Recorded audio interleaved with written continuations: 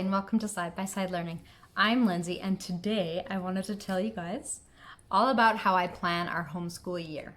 Okay, so I'm from Alberta and we do teacher-led homeschool, and so this is the form that I get. It is called like a PPE, so a personal education plan, basically, personal program plan. And on the page that we get, they send out all of the learning outcomes, the things that we need to be able to do by the end of the year. And there's a page for math, language, social, and science. So what I do is I pick a curriculum. So I'll go through and I'll search and read like table of contents for different curriculums that I'm looking into. We normally use the Good and the Beautiful for math and language. And so when I look over their levels, I see, okay, this one has shapes and numbers and it's going up to number 100, and maybe they're doing like mental math, like what other things are we doing? So then I do my kids' assessment because I want to make sure that they are going to get a level that they can learn at, but also that it will challenge them and help them to further grow. And so far my kids have been able to progress at the age group that they're in, but if that's not the case, then we'll just tweak it and do the one that will help them to continue to learn. Okay, so I pick our curriculum that matches the learning outcomes, okay? And then what I do next is I'm not really into bullet journaling, but I made a chart, and each one of the squares, this is just a dot page, and so each one of the squares is a lesson, so I know how much we need to do for language and math, and since we're almost done math, I did the next one too. And this is where he'll be for grade 2, so hopefully we can finish this by 2021, but if we don't, we don't. So that's our plan for grade 2 to get that done, and then at the end of every week I just mark them off. So for the math and language were around 120, so I just took that number and I divided it by how many weeks I want to do school. And the way that we mostly do year-round schooling, but not entirely. So we generally do about 3 or 4 math lessons a week. So my kids get to decide when they want to do their lessons in that week. So I printed out little slips of paper and they have like math and language written on them. So there's like three math lessons. And so my kids know that they need to have those done by Friday. If they get it done before Friday, we have a fun day. So whenever they get their lessons done, I write it down in my planner, okay? So I use the Plum Paper Planner, and I did a review, or I did a box opening. So if you want to see what I'm using for this next year, then watch my box opening video. Okay, so this is how it looks in here. So I've got a different category for each of my kids. This is last year's. My new planner is going to look slightly different. But then I just write what we did and the lessons that we did. Like you'll see here, it says math 96 to 98. So he just wanted to knock out his math lessons, and that's fine with me. So the rest of the week, I didn't focus on doing math. But for language, he needed to do a bunch more at the end of the week because he didn't do it in the beginning.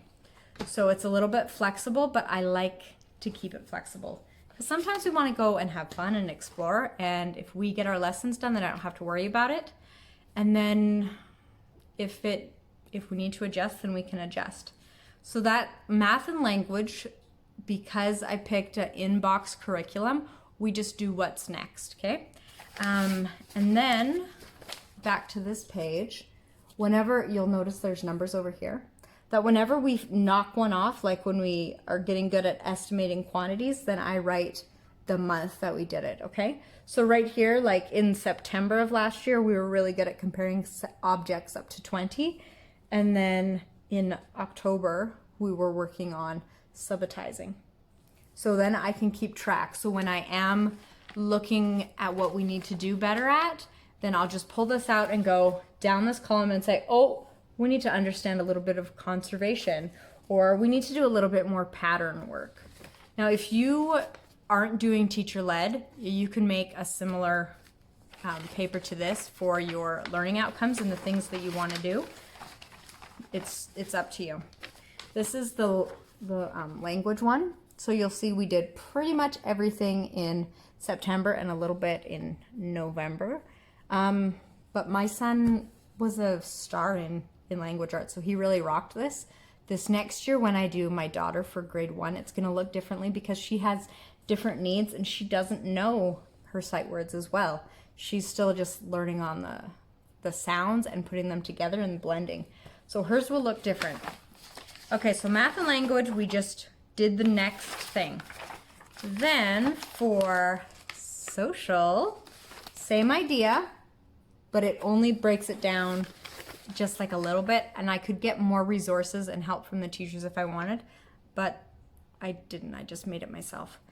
Okay, so it would be like examine how I belong and am connected to the world by recognizing landmarks, symbols, colors, logos, clothing specific to different groups or communities. So for things like that, we read a ton of books. We got out atlases. We were learning about different flags and the symbols of provinces, like the the provincial bird and that sort of stuff. Logos, we were looking at like when we were out shopping, we'd be like, oh, this is a brand or this is what. And so the kids would be recognizing what is around in their community. My board offers resources that you can use. So I just type those up in the corner here. So there's like Exam Bank and Brain Pop, those different things to work on social studies. And then science looks really similar to the social studies, where there's not a lot of specifics there. Okay, so I'll read one.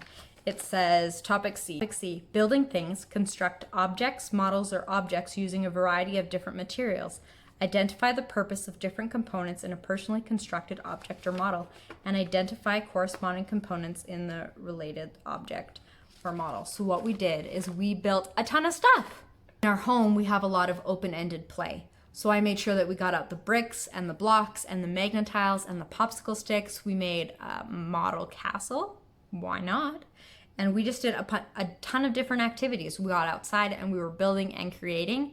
And it ended up being a lot of unschooling that I directed in a way, mostly because I just gave them the supplies and kind of nudge them in different directions. And we read some different books about building and engineering and that sort of stuff to kind of help them get excited about it. And then the other topics for grade 1 in Alberta are creating colors, seasonal changes, senses, and the needs of plants and animals. So most of those we could do through books, through getting out and exploring, and just having daily conversations. Like we would talk about the different seasons and how they change and what we need to do in the fall to prepare for the winter, and what the animals do in the winter, and about hibernation, and that led right into the needs of animals and plants. And so it really created a nice flow for us. The way that I kept track of what we did in science is I still wrote the months here, but as you'll notice, some of them have 3 months written in them or more, because we would talk about color every time we were doing an art project. And so when I did our monthly end reviews, then I would just write like, okay, we did this project and we were creating color with watercolor, or maybe we were using dye or whichever. And so I would just make a note to know that we covered that multiple times. And then I would be able to see like, oh, we really haven't done a lot of work with senses. Maybe let's do a little bit more this next month. And so I didn't plan a whole lot like this month, this week we need to do this, and this week we need to do this. It was more like, oh, let's be a little bit more intentional about that. And that's what worked for us. It doesn't have to be what works for you, but I really liked taking it month by month. Another thing we needed to do in Alberta for teacher-led program was we needed to do regular tests. And my school board chose to use Exam Bank, which is an online exam bank, lots of quizzes on there. And so they gave me a record of all of the tests that we needed to do. And then each month, our like month review, our progress reports. And these are just emails that I had to send in. So I knew which tests we needed to do for which subject. And let's see, there was 6 for language arts, 10 for math, and none for social studies, and 11 for science. So that's not a whole ton of tests. And what we did is when we knocked them off, then I wrote, like I did a check mark, and I wrote the grade that we got on them so that I would know where we were standing. And I just kept these papers. I didn't keep a plan of when we needed to do the tests. Like I wasn't like, okay, we need to do at least 2 a month. I didn't do that. Instead, what I did is I looked at the test names, and then it would be like, okay, exam banks numbers to 20. Okay, is that something he can do, and can he do it well? Okay, then let's do that test. And there were some months, like we did 4 tests in December for math because he was ready for them. But if like I would have been okay doing all the tests in April if that's what we needed to do, but it was nice that we could spread them out a little bit. And like the subtraction drills, we did that in January. So that was a good way for me to keep track of what we needed to do and also not be overwhelmed with the necessary things. So instead of writing a detailed plan of what I needed to do every day, I simply wrote down what we accomplished that day. And then in my planner, I would write what I would like to do for the next week. So if we needed to do a little bit more on seasons, then I would go to the library and I would pick out books from the library. And in my planner, let me show you, there's a spot here. I titled it Week Goals this time.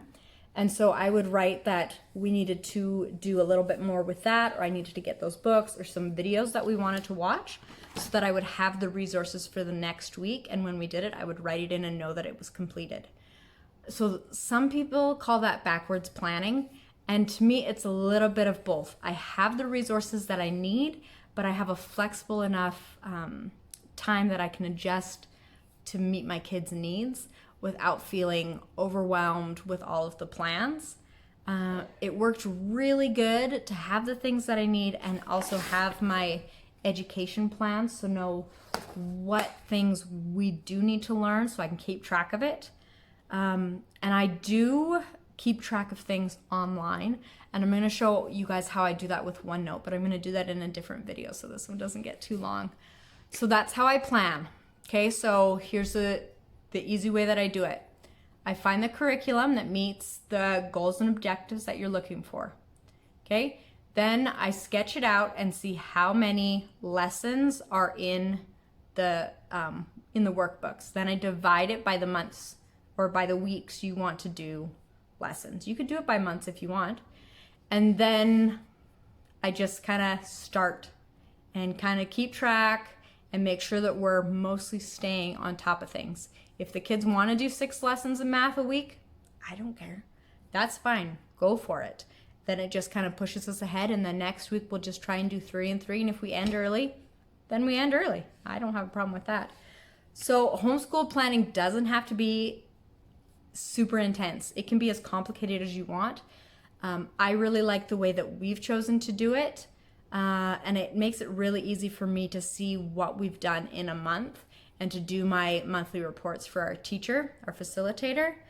And if you have any questions about planning or the different resources that we use, keep looking through my other videos or leave a comment. I am a new YouTuber, so not all my videos are up quite yet, but I am making a whole bunch. So let me know what you want to hear more about. Thanks for joining. Remember to subscribe and have fun planning.